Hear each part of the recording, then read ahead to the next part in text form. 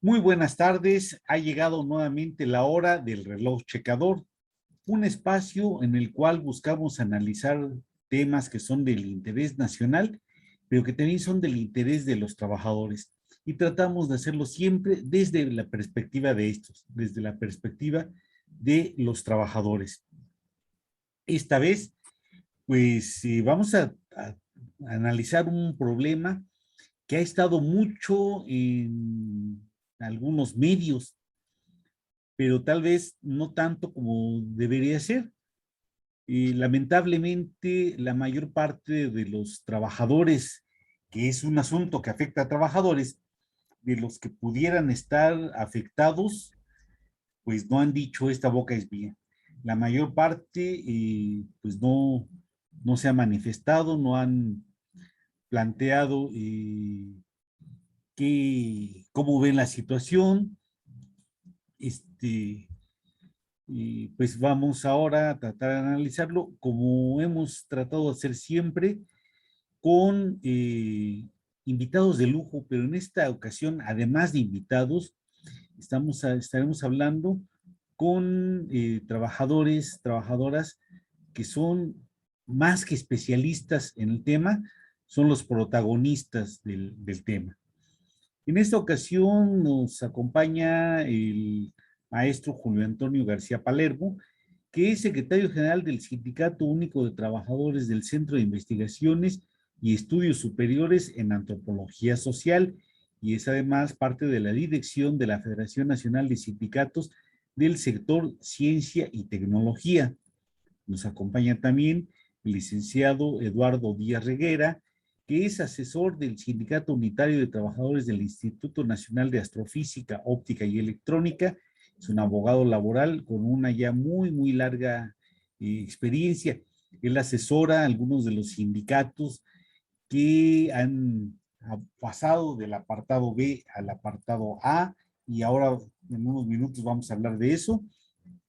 Está también la maestra Violeta Glifs López, que es secretaria del Interior del Sindicato Único de Personal Técnico y Administrativo del Centro de Investigaciones Biológicas del Noroeste. Nos acompaña también la licenciada Doraluz Altamirano Nandayapa, vaya un apellido ilustre, que es secretaria general del Sindicato Único de Trabajadores del Colegio de la Frontera Sur, un sindicato que más o menos recientemente y logró pasar del apartado B al apartado A del artículo 123 constitucional. Y por supuesto nos acompaña el alma de este programa, el licenciado Jesús Luna, a quien le damos la más cordial bienvenida. Licenciado, ¿cómo está? ¿Qué tal? Muy buenas tardes. Bueno, también hay que decir que está presente el buen compañero Carlos Guillén, quien hace aún más posible que este programa pueda desarrollarse de la mejor manera, con el objetivo de que quienes nos ven y no sepan que lo pueden oír las veces que quieran, porque nos parece que es interesante el tema que se va a tratar este día. Bueno. Ya no sé si da vergüenza hablar de la Corte, pero bueno. Este, licenciado, yo siempre lo he estimado mucho. Bueno, pues decíamos que vamos a abordar este tema. ¿En qué consiste este tema de la famosa, pues ya no sé si decir jurisprudencia o ex jurisprudencia 196? Resulta que los diputados constituyentes, cuando elaboraron la Constitución Política de los Estados Unidos Mexicanos, plantearon, y no fue que se les ocurriera nada más a ellos, sino que fue que había una revolución en marcha, nada más ni nada menos, que había ejércitos campesinos movilizándose, que había también trabajadores en lucha, plantearon que debería haber una serie de importantes derechos para los trabajadores mexicanos. Nunca dijeron que los derechos tendrían que ser para algunos trabajadores dependiendo de las actividades que realizaran o de quién fuera el patrón, sino que plantearon que los derechos deberían ser para todos los trabajadores. Sin embargo, con el tiempo, bueno, esto quedó plasmado en la Constitución, Posteriormente, en 1931, y hay que recordar que también es un periodo de intensas movilizaciones de los trabajadores, es creada ya la ley reglamentaria del artículo, que es la Ley Federal del Trabajo, pero resulta que en 1960, aunque ya desde los 30 hay antecedentes, se instaura un modelo jurídico que diferencia, que separa, que divide a los trabajadores, que es el que está a partir del apartado B del artículo 123 constitucional. Destinado a los trabajadores del gobierno federal y de otras instituciones que dependen directamente del gobierno federal. Y pues muchos, bueno, algunos trabajadores, hay que decirlo, y consideraron que con esto se estaban afectando sus derechos y pues se plantearon cambiarse de lo que habían sido asignados al apartado B al apartado A. ¿Y por qué? Pues hay diferencias entre ambos apartados. En el apartado A hay, pues, iba a decir plenos derechos, pero hay más derechos, lo podemos plantear así. Y entre los derechos fundamentales están el derecho a la contratación colectiva, el derecho a la plena sindicalización, el derecho de huelga. Y estos derechos pues existen de una manera limitada en el apartado B. En el apartado B, para poder estallar una huelga, por ejemplo, sería necesario que se violaran reiteradamente, sistemática y reiteradamente, las condiciones generales de trabajo, que además las condiciones generales de trabajo es un atributo de los titulares de las dependencias el establecerlas, escuchando, solamente escuchando a los sindicatos correspondientes, a diferencia del apartado A, en el cual se da una negociación entre sindicatos y patrones para llegar a la contratación colectiva. Esta es una de las diferencias, y hay otras. Entonces, es natural, desde nuestro punto de vista, que algunos sindicatos hayan planteado cambiarse, entre otros, por ejemplo, y bueno, alguien decía que el primer sindicato que pidió su cambio fue el Sindicato Nacional de Trabajadores del Instituto Mexicano del Petróleo, pero no fue el único. Y tan fue así que en este proceso de cambio, en esta lucha que hubo por parte de algunas organizaciones de trabajadores, llegó a establecerse en 1996 la jurisprudencia 196 precisamente, que era la que establecía condiciones para que tuvieran un marco jurídico estos trabajadores que deseaban hacer el cambio y pudieran hacerlo. Y esto consistía en plantear en esa jurisprudencia que el artículo 1 que establecía que los trabajadores dependientes del apartado B eran los trabajadores del gobierno federal, pero también los trabajadores de organismos públicos descentralizados. Y en la jurisprudencia se planteó que esta obligación también para los trabajadores de los organismos públicos descentralizados era inconstitucional. Entonces habría la posibilidad, y así lo hicieron un número importante de sindicatos. Ahora, en agosto, bueno, desde junio del año pasado, se planteó sustituir esta jurisprudencia. Por cierto, no se dijo sustituirla con qué, para qué, en qué condiciones, ni tampoco se supo el quién pidió, el quién directamente planteó que se hiciera la sustitución. Se hizo en la sala 2 de la Suprema Corte de Justicia de la Nación, pero quién, a petición de quién, no se sabe. Son de las cosas que luego se dice que hay movimientos, hay iniciativas que no tienen padre, aunque pues a veces pensamos que en lugar de no tener padre es otra cosa la que falta, pero bueno, eso ya será otro tema seguramente. Bueno, lo cierto es que se planteó esta sustitución, se metió ya a principios de este año el tema a la discusión en la Suprema Corte, y en marzo se suspendió, justamente cuando estaban ya muy cercanas las elecciones. El caso es que ya pasadas las elecciones se retomó el punto y pues avanzó rápidamente y hace unos días se discutió acá en la Suprema Corte de Justicia de la Nación, llegaron algunos acuerdos que pues ya nos dirán los compañeros afectados, los involucrados, si son acuerdos claros o no, si se les tomó en cuenta o no, pues, pero lo cierto es que ya tomaron acuerdos, aunque hay que aclarar, y ellos mismos lo plantearon, que el texto que sustituiría precisamente a la jurisprudencia aún no está, o bueno, a lo mejor a estas alturas ya está, no lo sabemos, pero eso lo reservaron en tiempos en que se habla de transparencia, en tiempos que se habla de hacer las cosas de frente a la nación, de frente a los trabajadores, lo reservaron para abordarlo, para analizarlo en una sesión privada. ¿Por qué?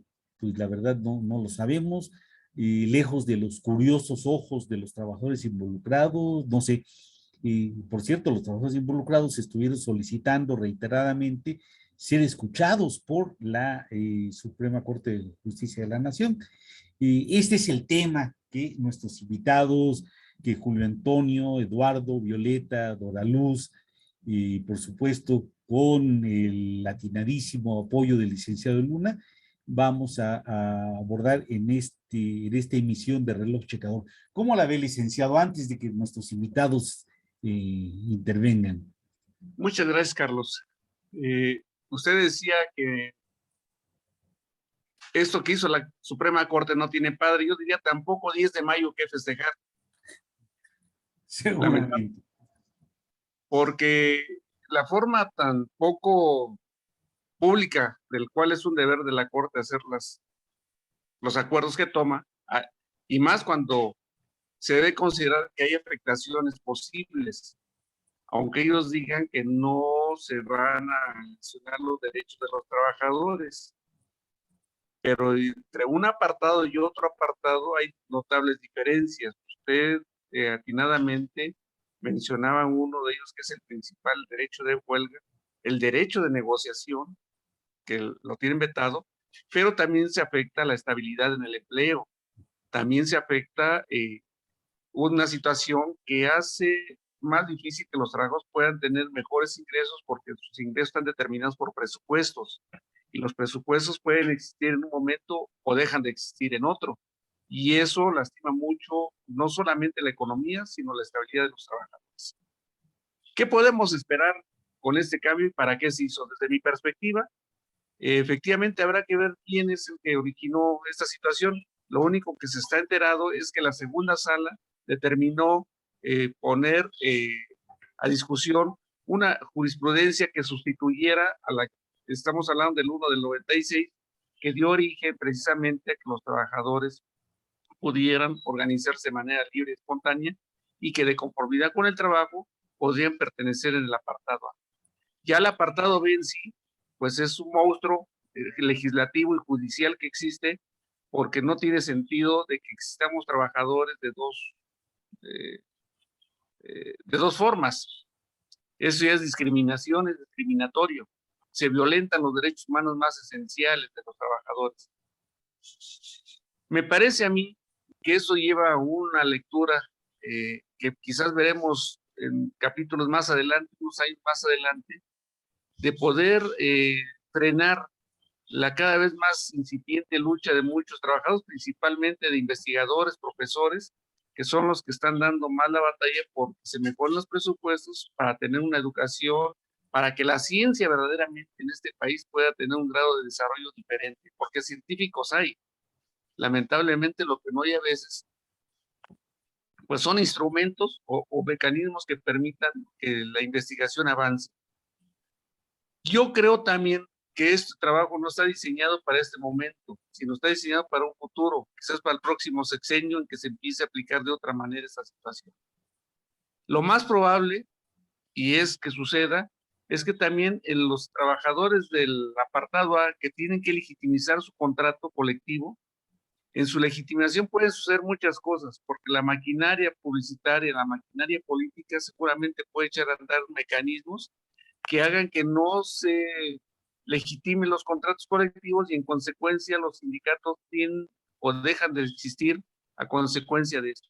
Y al dejar de hacerlo, pues entonces tiene que constituirse un nuevo sindicato para poder tener acceso a sus condiciones generales de trabajo o contrato colectivo. Y es ahí donde yo creo que van a aplicar esa nueva tesis jurisprudencial. Seguramente la van a dar a publicar ya que estemos más cercano de Navidad, que es una fecha muy factible cuando hacen cambios de una manera que quieren que pase como festejo y no como una situación que lesiona gravemente a los trabajadores. A mi parecer, yo creo que es una invitación que puedo hacer a todos los trabajadores, tanto del apartado B, para que luchen porque desaparezca este apartado, como los trabajadores sindicalizados que están en el apartado A, que piensen seriamente en el futuro de su sindicato. Me parece que es el momento de que los agremiados debemos conformarlo, una agrupación que permita luchar por frenar esta jurisprudencia que todavía no sale publicada, todavía no entra en funciones, pero que cuando lo haga va a ser más complicado para todos los trabajadores dar marcha atrás. Pues en efecto, pero ¿qué cree, licenciado? Tenemos unos invitados y no los hemos dejado hablar. Bueno, Julio,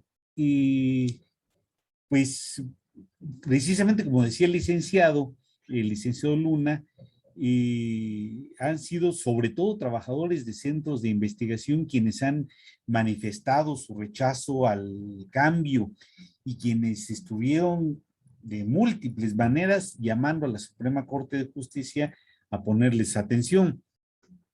Julio, te preguntaríamos para empezar esta discusión, y se consideran que se atendió la petición de los trabajadores expresada en documentos, en foros, y todavía una semana antes de la discusión en un meeting, y la Suprema Corte de Justicia de la Nación los atendió, los escuchó, bueno, y los escuchó o les hizo caso. ¿Cuál es la situación, Julio? No, Carlos, no se atendió los distintos acercamientos que tuvimos a la Suprema Corte de Justicia de la Nación mediante videos, mediante cartas, mediante mítines. Fuimos una comunidad que se movilizó a partir de esta incertidumbre que generó la jurisprudencia 196 y es desilusionante. En lo personal creo que es una decepción al pueblo de México la sustitución de la jurisprudencia 196. La Suprema Corte de Justicia de la Nación había sido bastante progresista y con el fallo conservador al sustituir la jurisprudencia 196 nos demuestra que en este país hace falta que los tomadores de decisiones estén más en contacto con la gente. Lo que vimos en el pleno del día de la discusión el 11 de octubre fue un verdadero desmadre, por decirlo de alguna forma, ¿no? Creo que no contaron con información correcta, creo que no tenían idea de lo que estaban hablando al abordar los organismos públicos descentralizados, que los confundían con los autónomos. En fin, una decepción total el que no se haya considerado las múltiples experiencias positivas de la jurisprudencia 196. Pero estamos al pie de lucha. Lo que nos demuestra todo esto es de que tenemos que seguir acercándonos a la Suprema Corte de Justicia porque, como vimos en este desangelado encuentro que tuvieron el pleno de ministras y ministros, es que les hace falta información correcta, que no se asesoraron correctamente y que los múltiples ejercicios de participación que tuvieron los centros públicos de investigación no fueron tomados en cuenta. Bueno, pues después de esta información que nos da Julio Antonio, y antes de que producción nos regañe, nos vamos a un corte para escuchar cuál es la oferta que nos tiene de programación Cananea TV, porque la lucha sigue y estamos aquí nuevamente en unos minutos.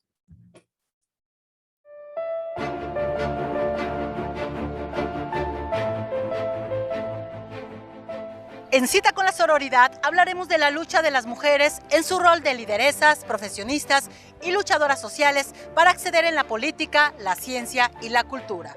Un empoderamiento desde el cual buscan transformar a México. Soy Griselda Lozada y las espero en Cananea TV, porque la lucha sigue.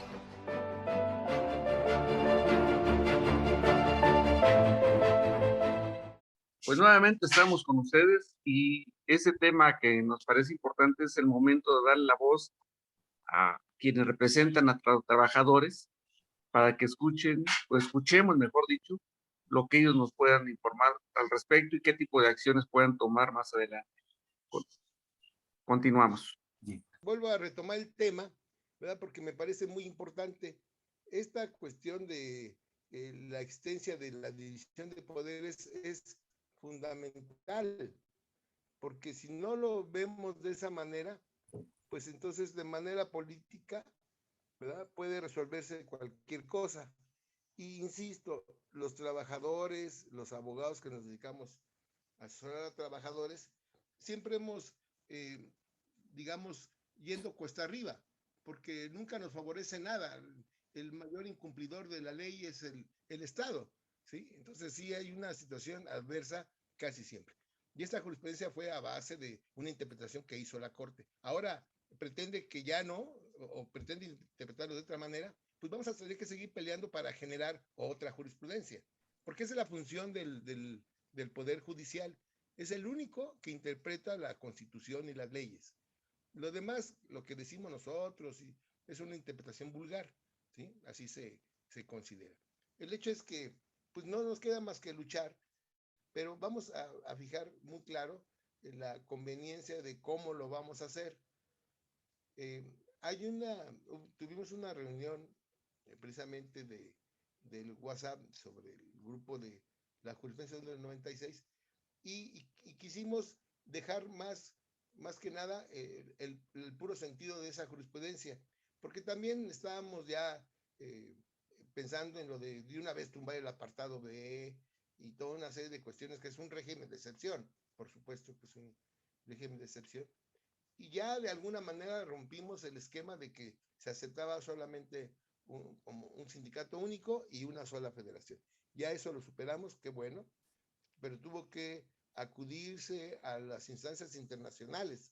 Entonces la lucha no es sencilla, no es fácil, pero yo lo que quiero precisar es que hasta que no tengamos exactamente lo que van a acordar en el oscurito los ministros, ¿verdad? Es como vamos a poder combatirla, ¿sí? No nos queda más que seguir en esa misma línea de invocando la ilegalidad, el inconstitucional decreto que crea un organismo público o que creó un organismo público descentralizado y fijó las relaciones en el apartado B. Eso me queda muy claro. ¿O no, licenciado Luna? Siempre hemos estado combatiendo eso, ¿verdad? Entonces no nos queda más que mantenernos. Bien, pues habría que preguntarse entonces, le preguntaría al compañero Julio García Palermo, entonces ante este acuerdo, ¿cómo quedan los sindicatos de los centros de investigación, que no son los únicos afectados, como veremos más adelante, pero sí son al menos los que en este momento insistieron y dieron la discusión y desarrollaron una intensa campaña de discusión de esta problemática? Entonces, Julio, ¿cómo ves la situación? Bueno, Carlos, yo creo que los sindicatos, al ser órganos de representación de las bases, estamos muy al pendiente y solicitándole a la Suprema Corte de Justicia de la Nación que nos permita acercarnos para informarles correctamente de los organismos públicos descentralizados. Creo que los sindicatos hoy más que nunca estamos más combativos, más participativos, y ejemplo de ello es el meeting que tuvimos en la Suprema Corte de Justicia de la Nación, que fue convocado por distintos sindicatos, entre ellos el Subciesas y el SUTIN. Y bueno, yo lo que puedo decir es que hoy estamos solicitándoles que nos permitan acercarnos y que nos permitan corregir la información que cuentan, porque ya decidieron sustituir de forma irresponsable la jurisprudencia 196, en mi opinión. Pero lo que no podemos permitir, y creo que sería un daño terrible para este país, es que la tesis jurisprudencial abandone a las juventudes que van a entrar a los centros públicos de investigación y los condenen en un apartado B. Aquí hay que recordar que la lucha de fondo está en el no apartado B. el apartado B restringe derechos. Es una simulación total en materia laboral. No lo podemos permitir. Nos vamos a un corte y continuamos en la tercera parte de esta interesante plática sobre el cambio de la jurisprudencia 196. En unos instantes estamos de regreso.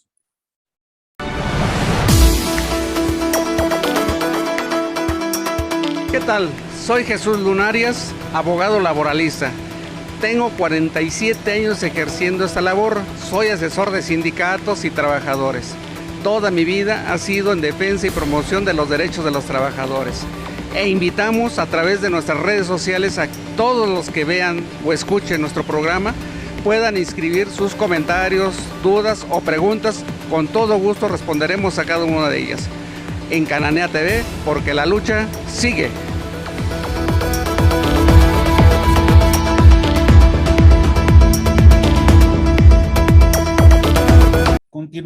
Continuamos analizando este tema, este complejo tema de la jurisprudencia 196 o de la anterior jurisprudencia 196, no sé exactamente cómo habría que expresarse. Decíamos que han sido principalmente los sindicatos de centros de investigación quienes dieron la voz de alerta, pero no son los únicos. De hecho, el cambio afecta a los trabajadores de organismos públicos descentralizados que, pues hasta donde sé, son más de 100.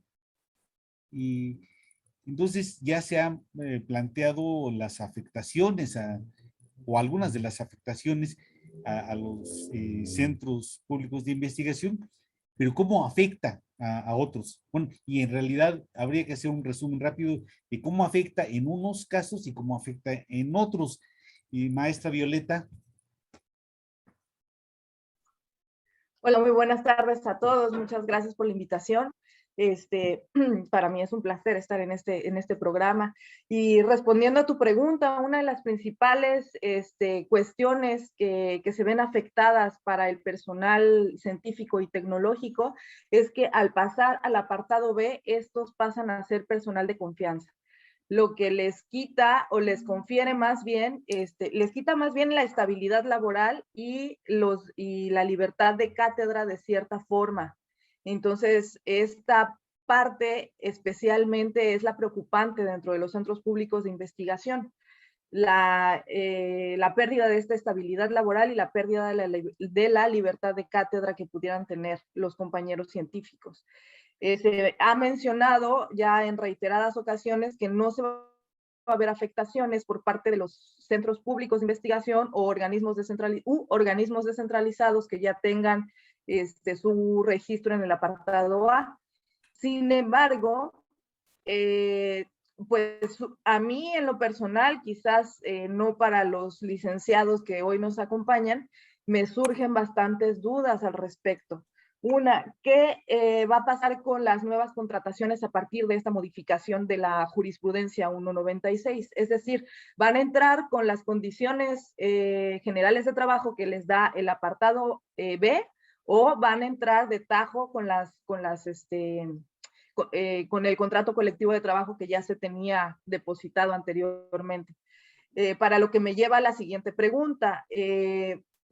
¿Existirían unos huecos al momento del depósito? Porque si bien el contrato colectivo es apartado A, se hace en una institución específica, pero al momento de esta jurisprudencia, y precisamente como tú bien ya lo mencionaste y lo han mencionado los licenciados, pues ya a partir de ahora, ya pasarían a ser parte del apartado B del 123 constitucional.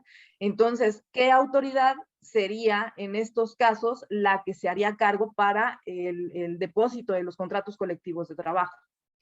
Esa duda principal, esas dos dudas principalmente son las que me surgen y parece ser que, como bien lo mencionó el licenciado Jesús, los ministros escucharon nada más lo que quisieron, porque estas audiencias que tuvieron con personal de compañeros de la FENACYT, parece ser que ellos también mencionaron que los centros públicos de investigación tampoco tendrían afectaciones en las que ya mencioné anteriormente. Sin embargo, hicieron una comparación de la autonomía que tienen las universidades, que les confiere el artículo 3º constitucional, con las entidades de los centros públicos de investigación. Entonces, ahí estamos ya planteando dos cuestiones completamente distintas y se rigen de forma completamente distinta. Como ya lo había comentado también, cada uno de los centros públicos de investigación tiene un marco jurídico con el que fue creado. Actualmente, ahora parece ser que este marco jurídico va a depender enteramente de la legislación, sin tomar mucho más en cuenta pues de las necesidades que pueda tener el centro público, ¿no? O sea, pueden ser creados como decreto presidencial, como muchos de los centros públicos de investigación que actualmente son así. Me parece ser que el SUTIM fue uno de ellos, si bien no pertenece al CONACYT, pero pues fue creado bajo decreto presidencial. Entonces, ahí pues tiene cierto margen para la actuación dentro de estos propios centros. Entonces, no sé, estas dos principales dudas son las que me surgen y pues finalmente, ahora ya que se tomó la decisión por parte de los ministros, me parece que esta decisión, además de ser retrógrada, lleva a una inestabilidad laboral y con tendencia a que los sindicatos desaparezcan, ¿no? Finalmente, la fuerza de los sindicatos por parte de los que se encuentran registrados en el apartado B únicamente tienen su derecho a huelga cuando ya hay violaciones de sus condiciones generales reiterativas y que además pues estas no están etiquetadas como en el apartado A para el pago de prestaciones. Entonces, es decir, la patronal puede en un momento determinado decidir si se paga o no esas condiciones generales de trabajo, porque además no tienen una claridad en el estallamiento de huelga o a ejercer su derecho de huelga. Entonces, pues finalmente pareciera que va encaminado hacia esas decisiones por parte del gobierno. No sé si tengas alguna otra pregunta. Nada más una aclaración, en el caso no del SUTIN, sino del Instituto Nacional de Investigaciones Nucleares, Perdón. es Ajá. creado no por un decreto presidencial, sino por la ley reglamentaria del artículo 27 constitucional en materia nuclear. Es por eso que hemos dicho, bueno, pues a ver, pues nuestra situación es diferente también. Claro. Y esto lo que muestra es que hay un desorden fenomenal. Y en medio de este desorden fenomenal, pues lo que uno esperaría es que se tratara de ordenar, se tratara de uniformar. Y tan solo ya con la existencia del apartado B, me parece que lo que se hace es profundizar las diferencias. Pero lamentablemente yo creo que ahí no termina la división, porque para empezar, no es la primera vez que se intenta esto. Ya hace unos años, en el marco y nada menos que de la discusión de la reforma política del entonces Distrito Federal, se trató de meter el tema de que los trabajadores de los organismos públicos descentralizados del Distrito Federal pasarían al apartado B. Un tema que no era el tema de discusión, que no era lo que se estaba planteando y que sin embargo pues, tampoco se supo quién lo metió. Sin embargo, en aquel momento hubo una respuesta y una respuesta fuerte, pero sobre todo unitaria por parte de los trabajadores, y se echó para atrás esto. Y fue una respuesta por parte de la Unión Nacional de Trabajadores, de la nueva Central de Trabajadores, de la Coordinadora Nacional de Sindicatos Universitarios de Educación Superior, Investigación y Cultura, y se echó para atrás. Sin embargo, no son los únicos casos. Y todos recordarán seguramente el intento que se hizo el ahora recordado doctor Soberón, cuando propuso un apartado C para los trabajadores universitarios, que tampoco prosperó, pero sí quedó fragmentados los derechos de los trabajadores al impedir que los trabajadores universitarios estén en un solo sindicato nacional y al también limitar los derechos de los trabajadores académicos para ser contratados y fijar sus condiciones de permanencia, etcétera, mediante la organización sindical. Pero más aún, lo que hemos visto es que hay otros casos en los cuales hay trabajadores pues, que no están en el A, que no están en el B y que quién sabe dónde están. Mencionaríamos, y aquí sería interesante que nos contestaran desde la Suprema Corte de Justicia cuál es la situación de los trabajadores del Poder Judicial, cuál es la situación de los trabajadores del Instituto Nacional Electoral, que yo recuerdo que hace algunos años, cuando eran IFE, trataron de hacer un sindicato y pues no les fue muy bien, lo mínimo que perdieron fue el empleo. ¿Y cuál es la situación en general de los trabajadores de los organismos constitucionales autónomos? En fin, hay toda una gama muy amplia de marcos jurídicos, cuando al constituyente no se le ocurrió decir, los trabajadores que tengan ciertas actividades van a tener ciertos derechos, y los que tengan otras actividades van a tener otros derechos, sino que dijeron, hay una serie de derechos para todos los trabajadores. Bueno, y vamos a continuar con este tema. Violeta quiere entrarle a esto, pero le pedimos que sea después del corte, por favor, porque nos vamos a enterar de qué otra programación pone a disposición del público nuestros amigos de Cananea TV. En un momento estamos de regreso. Soy Erika Victoria y en 30 minutos le daré las noticias más relevantes que usted debe de conocer de los movimientos sindicales y sociales del país y del mundo. Acompáñanos en Cananea Noticias porque la lucha sigue.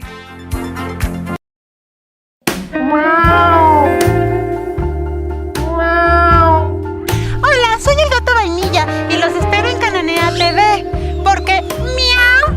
Los maullidos y la lucha siguen.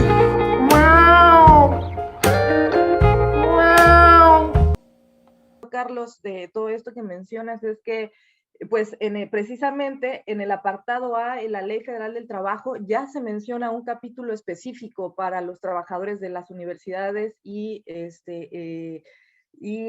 centro y educación superior, precisamente en donde se mencionan las actividades de investigadores y el personal académico que trabaja en este tipo de instituciones.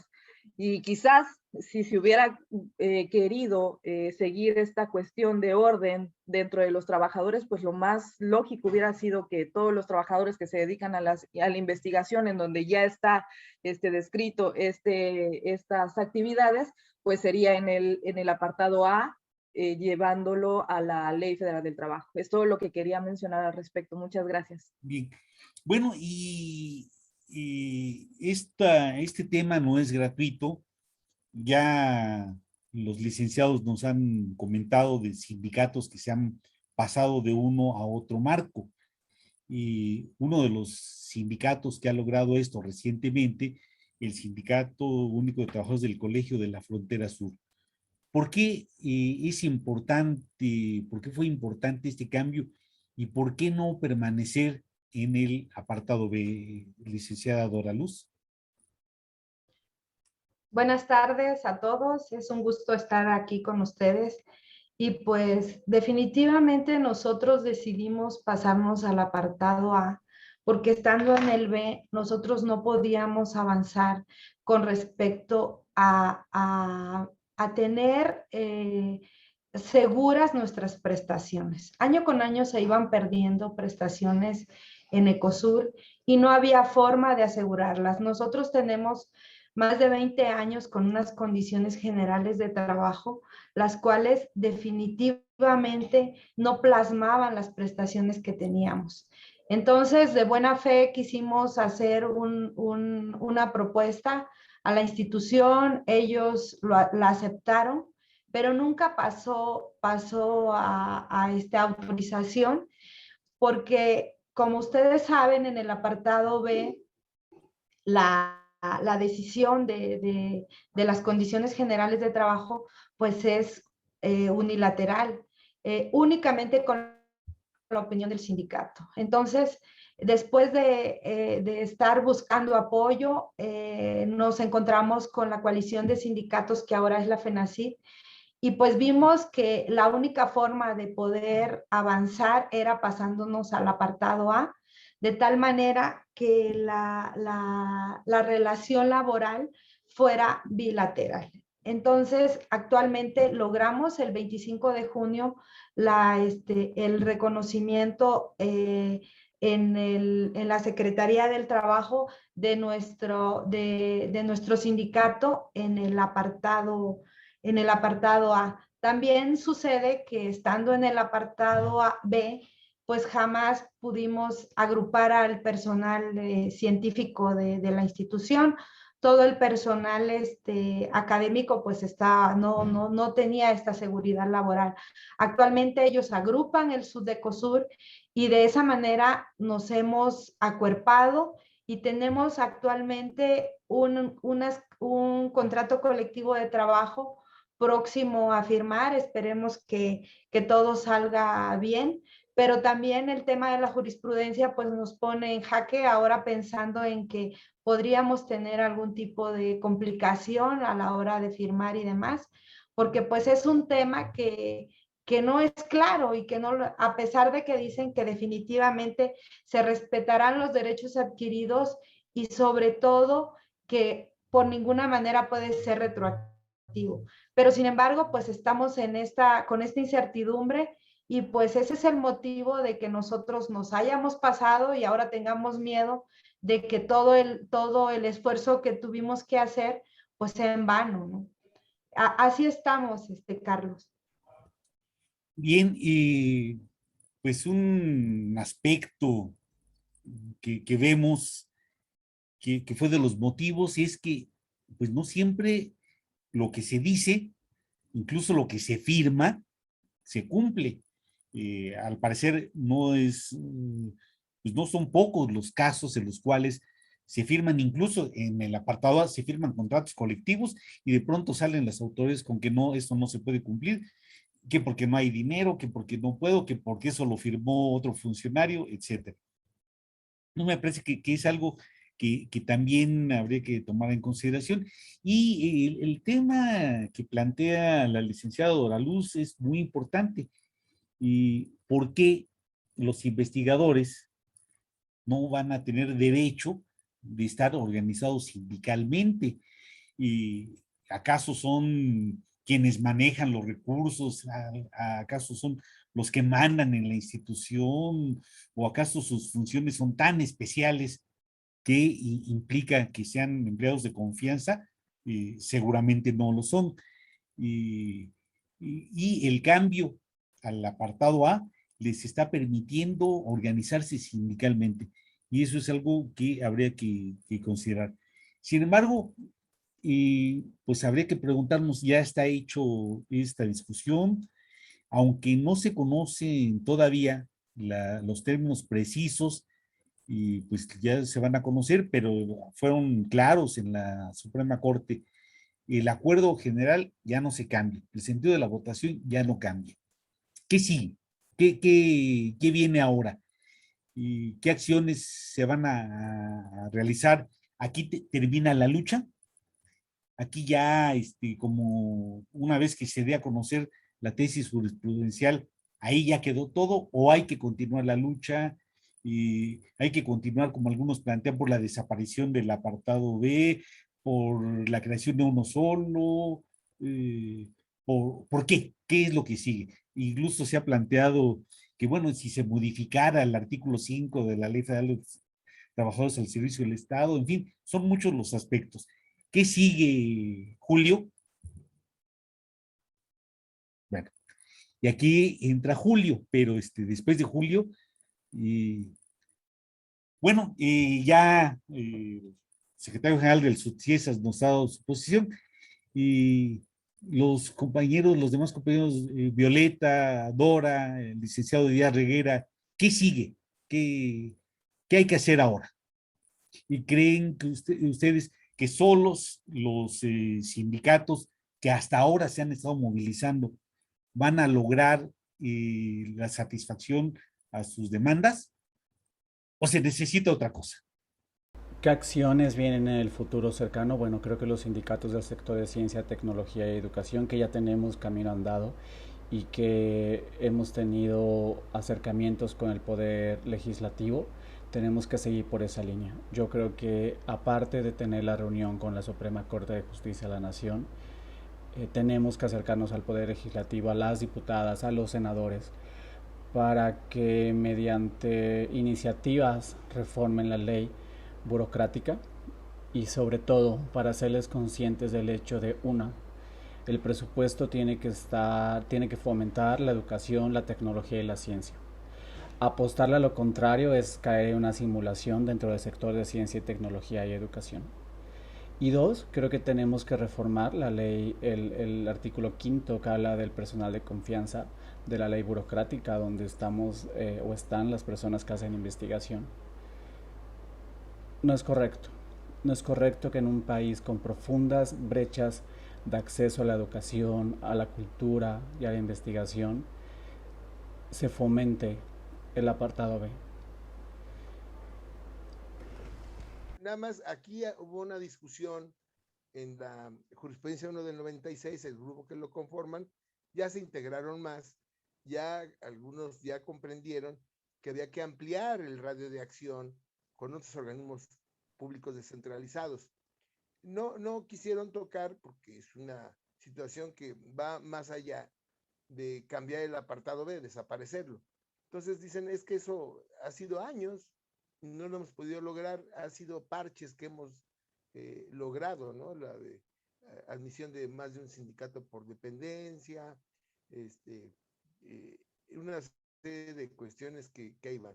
Pero sabemos el actuar de las autoridades, sabemos que ellos van a otra vez establecer lo de régimen del apartado B desde el decreto de creación.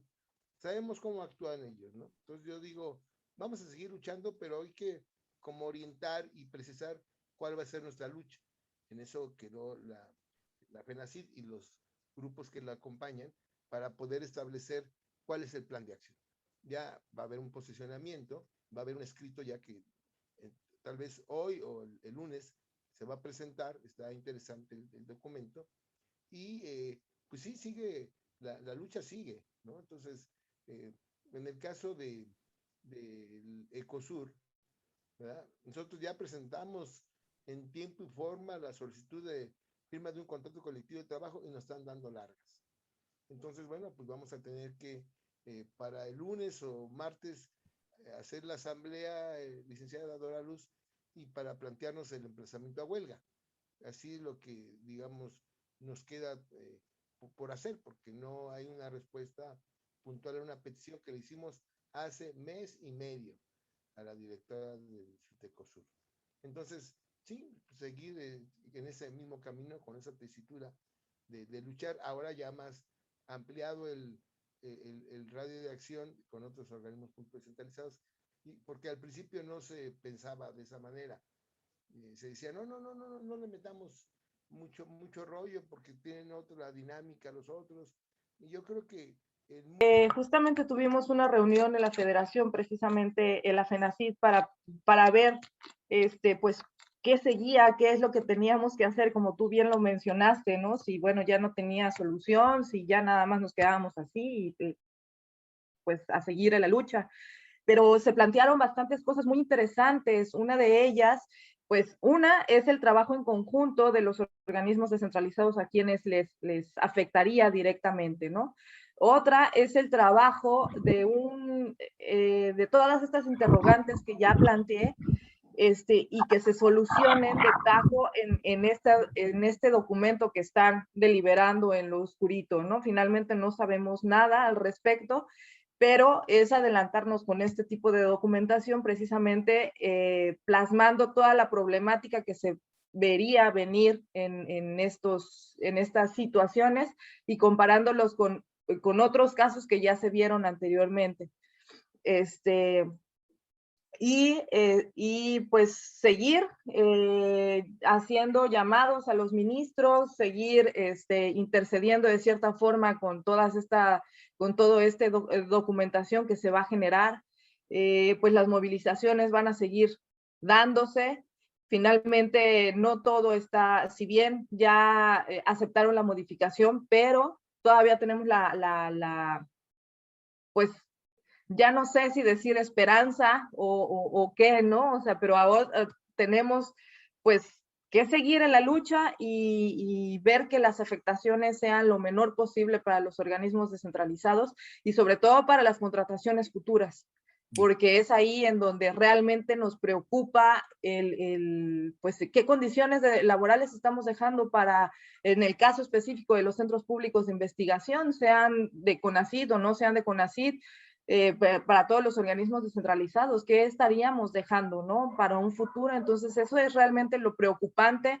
Si bien dicen que actualmente no se van a modificar, pero lo preocupante realmente es cómo van a venir las cosas en un futuro y qué condiciones les vamos a dejar a los trabajadores que ahora están trabajando y saliendo de las universidades y posgrados, etcétera, etcétera. Esa es realmente la preocupación y creo que eso es lo que se tendría que estar viendo directamente y plasmándolo en estos documentos de los cuales les estamos mencionando. Gracias, Violeta.